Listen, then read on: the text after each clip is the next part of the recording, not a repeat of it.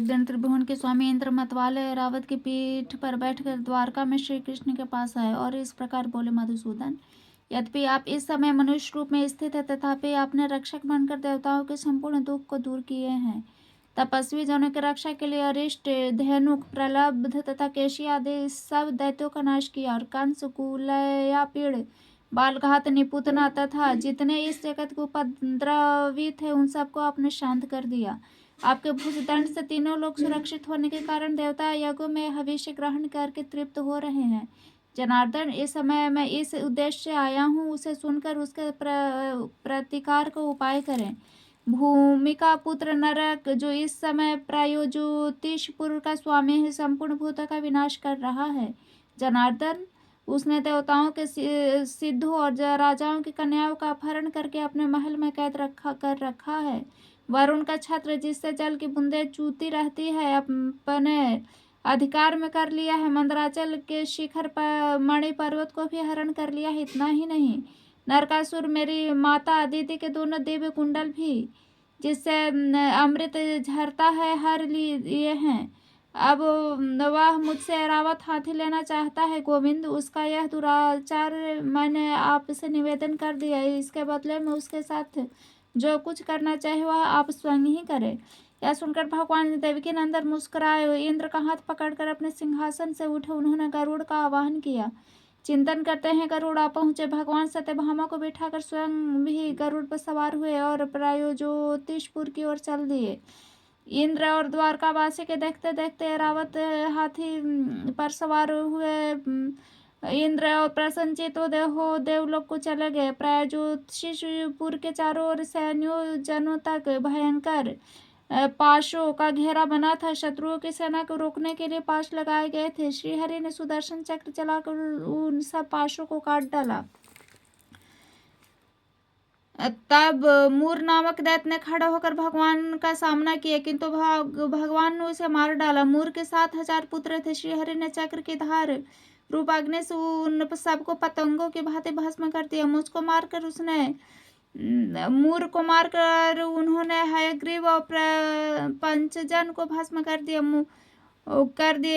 और यमलोक पठाया तथा बड़ी उतावली के साथ प्रायोज्योतिषपुर में धावा किया। नरक बहुत बड़ी सेना के साथ सामने है। उसके साथ श्री कृष्ण का घोर युद्ध हुआ। उसमें शिव गोविंद ने सहस्त्रों दैत्यों का संहार किया। भूमि पुत्र नरक अस्त्र शस्त्रों की वृष्टि कर रहा था। दैत्य मंडल का विनाश करने वाले श्रीहरि ने चक्र चलाकर उस असुर के 2 टुकड़े कर दिए। नरक के मारे जाने पर भूमि अदिति के दोनों कुंडल लेकर उपस्थित हुई और जगदीश्वर श्री कृष्ण के इस प्रकार बोली, नाथ, आपने वराह रूप धारण करके जिस समय मुझे बिठाया था, उस समय आपका स्पर्श होने पर मेरे गर्भ से यह पुत्र उत्पन्न हुआ था। अतः इसे आपने ही दिया और आपने ही मार गिराया। ये दोनों कुंडल लीजिए और नरकासुर के संतान की रक्षा कीजिए। प्रभु, मेरा अभी भार उतारने के लिए आप अंश सहित अवतार धारण करके इस लोक में आए हैं। आप ही कर्ता, विकर्ता और संहारकर्ता हैं। आप ही अविनाशी कारण हैं और आप ही जगत स्वरूप है। अच्युत, मैं आपकी क्या स्तुति कर सकती हूँ। आप परमात्मा, जीवात्मा, अविनाशी भूतात्मा है, अतः आपकी स्तुति हो ही नहीं सकती। फिर किस लिए असंभव चेष्टा की जाए। सर्वभूतात्मन, मुझ पर प्रसन्न हुए। नरकासुर को ने जो अपराध किया उसे क्षमा कीजिए। वह आपका पुत्र था, उसे दोष रहित करने के लिए ही आपने मारा है। भूत भवन भगवान श्रीहरि ने पृथ्वी का प्रार्थना सुनकर तथास्तु कहकर नरकासुर के महल में जो रत्न थे उन्होंने अपने अधिकार में कर लिया। अंतपुर में जाकर उन्होंने 16,100 कन्याएं देखी, 4 दांत वाले 6,000 हाथी और काम्बोज देश के 21 लाख घोड़े भी देखे। श्री गोविंद ने उन कन्याओं, हाथी और घोड़ों को द्वारकापुरी भेज दिया। वरुण के छत्र और मणि पर्वत पर भी दृष्टि पर उन्होंने भगवान ने पक्षीराज गरुड़ पर रख लिया। फिर सत्यभामा के साथ स्वयं भी गरुड़ पर सवार हो अदिति के कुंडल देने के लिए स्वर्गलोक को गए। वरुण के छात्र मणि पर्वत पत्नी सहित श्री कृष्ण को पीठ पर लिया गरुड़ जे मौज से चले जा रहे थे। स्वर्ग के द्वार पर पहुंचकर श्री कृष्ण ने शंख बजाए। शंख की आवाज सुनकर संपूर्ण देवता अर्धपात्र लिए भगवान की सेवा में उपस्थित हुए। उनके द्वारा पूजित हुआ भगवान श्री कृष्ण देव माता अदिति के महल में गए। वह भव्य महल श्वेत बादलों के समान धवल और पर्वत शिखर के सदृश ऊंचा था।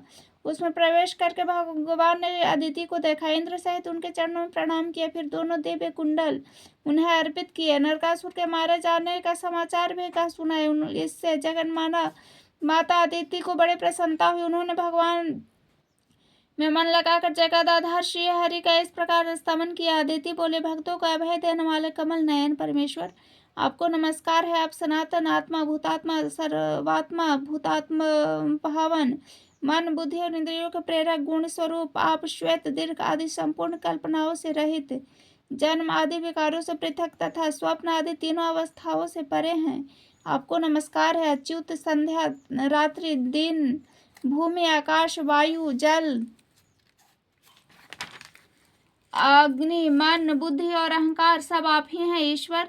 आप ब्रह्मा, विष्णु, शिव नामक अपनी मूर्ति से जगत की सृष्टि, स्थिति और संहार करने वाले हैं। आप कर्ताओं के भी अधिपति। यह चराचर जगत आपकी माया से व्याप्त है जनार्दन। अनात्म वस्तु में जो आत्मबुद्धि होती है वह आपकी माया है। उसके द्वारा अहंता और ममता का भाव उत्पन्न होता है नाथ। इस संसार में जो कुछ होता है वह आपकी माया की चेष्टा है भगवान। जो मनुष्य अपने धर्म में तत्पर हो आपकी निरंतर आराधना करते हैं, वे अपनी मुक्ति के लिए इस सारी माया को तर जाते हैं। ब्रह्मा आदि संपूर्ण देवता, मनुष्य और पशु ये सभी श्री विष्णु माया के महान भंवर में पड़े हुए मोहांधकार से आवृत हैं भगवान। जो आपकी आराधना करके भोगों को प्राप्त करना चाहते हैं वे आपकी माया द्वारा बंधे हुए हैं। मैंने भी पुत्र कामना से और शत्रु पक्ष का नाश करने के लिए आपकी आराधना की है, मोक्ष के लिए नहीं। यह आपकी माया का ही विलास है। पुण्य रहित मनुष्य यदि कल्प वृक्ष से भी कौपीन मात्र की लेने की इच्छा करे तो वह अपराध के उसके अपने पाप कर्मों का है। अपनी माया से संपूर्ण जगत को मोहित करने वाले अविनाशी परमेश्वर, मुझ पर प्रसन्न होइए। ज्ञान स्वरूप संपूर्ण भूतेश्वर, मेरे अज्ञान का नाश कीजिए। आपके हाथों में चक्र, शंकर, धनुष, गदा, शंख शोभा पाते हैं विष्णु। आपको बारंबार नमस्कार है परमेश्वर। शंख, चक्र आदि स्थूल चिन्हों से सुशोभित आपके स्वरूप को मैं दर्शन करती हूँ। आपका जो परम सूक्ष्म स्वरूप है उसको मैं नहीं जानती। आप मुझ पर प्रसन्न हुई। देव माता अदिति की इस प्रकार स्तुति करने पर भगवान श्री कृष्ण हंसकर बोले, देवी आप हम सब लोगों की माता है, अतः आप ही प्रसन्न होकर हमें वरदान दें। अदिति बोले, एवं वस्तु नरश्रेष्ठ, जैसे आपकी इच्छा मैं वही करूंगी। आप मर्त्य लोक में संपूर्ण देवताओं और असुरों का जय होंगे। तदंतर सत्यभामा ने इंद्राणी सहित अदिति को प्रणाम किया और कहा, हे देवी, आप मुझ पर भी प्रसन्न हो। अदिति ने कहा, सुब्रु, मेरी कृपा से तुम्हें वृद्धावस्था, कुरूपता नहीं स्पर्श कर सकते। तुम्हारी संपूर्ण कामनाएं पूर्ण होगी। तत्पश्चात अदिति की आज्ञा से देवराज इंद्र ने भगवान श्री कृष्ण का आदर पूर्वक पूजन किया। श्री कृष्ण भी सत्यभामा के साथ देवताओं के नंद भवन आदि संपूर्ण उद्यानों में घूमने फिरने लगे।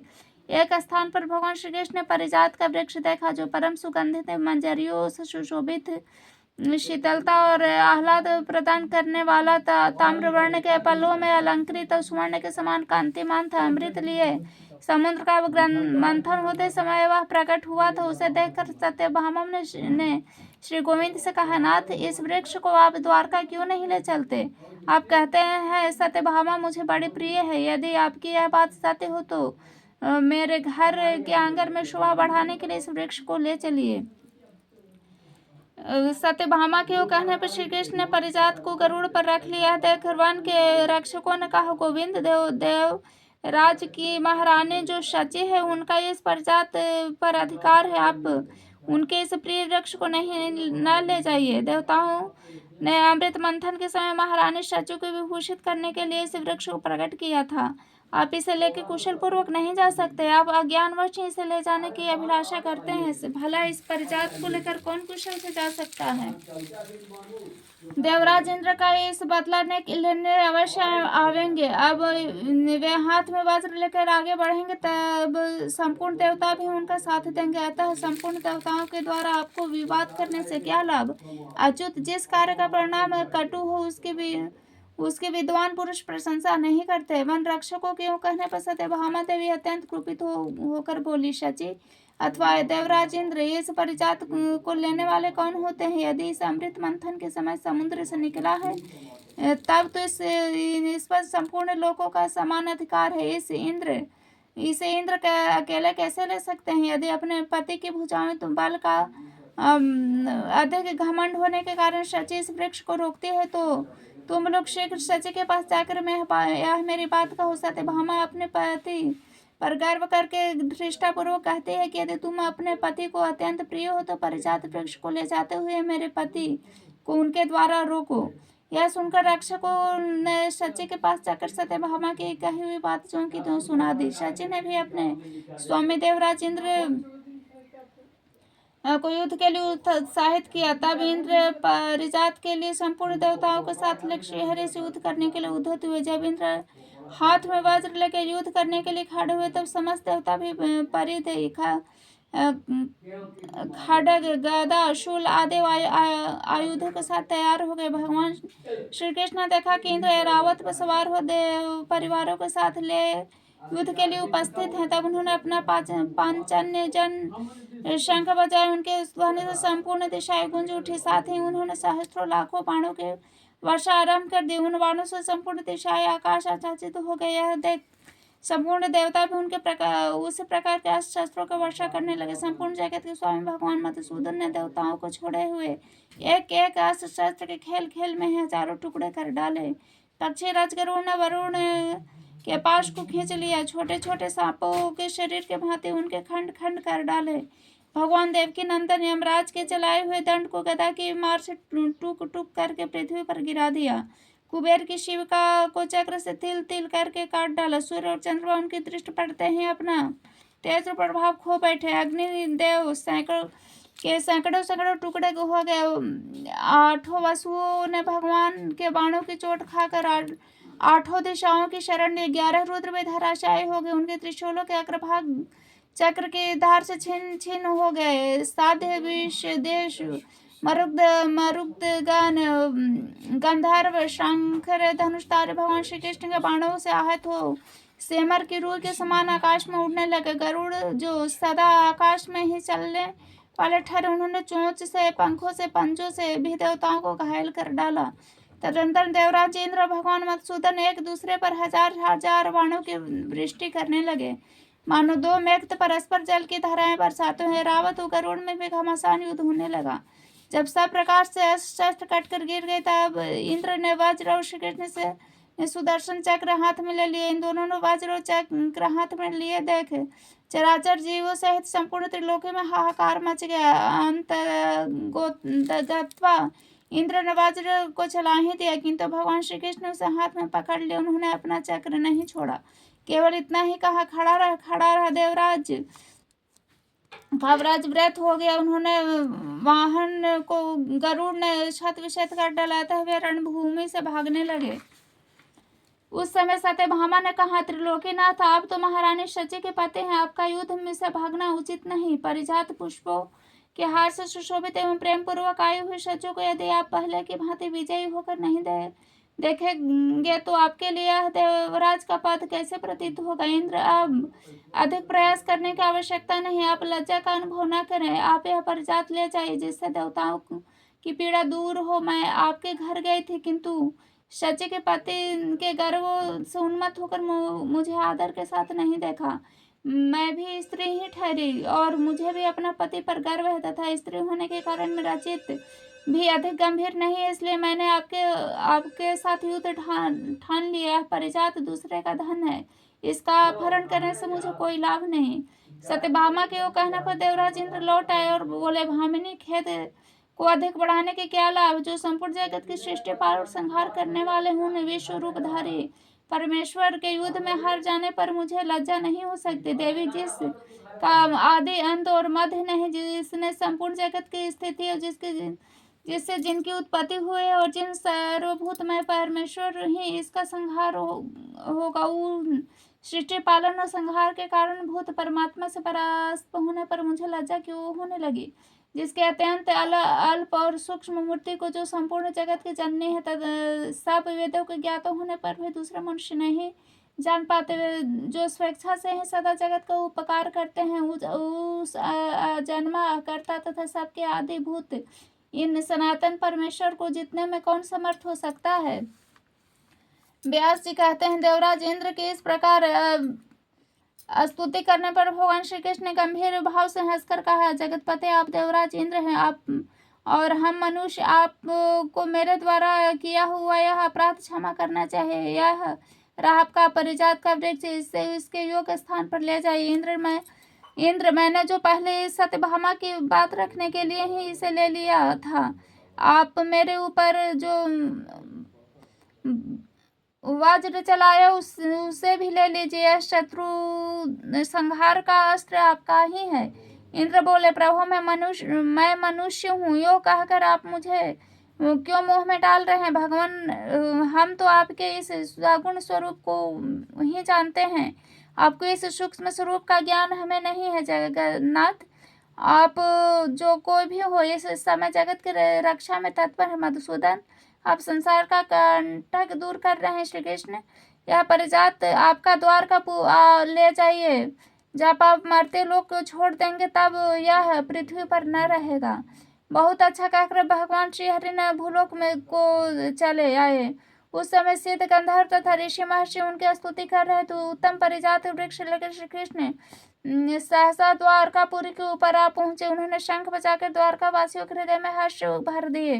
फिर सत्यभामा के साथ गरुड़ से उतर के परिजात को उनके आंगन में लगाए। उसके नीचे जाने पर सब लोगों को अपने पूर्व जन्म की बातें याद आ जाती थी। उनके फूलों की सुगंध से 12 कोस तक की पृथ्वी सुवासित रहती थी। संपूर्ण यादवों ने उस वृक्ष के पास जाकर जब अपना मुख देखा, तब उन्होंने अपने को अमानव देवता तुल्य माना।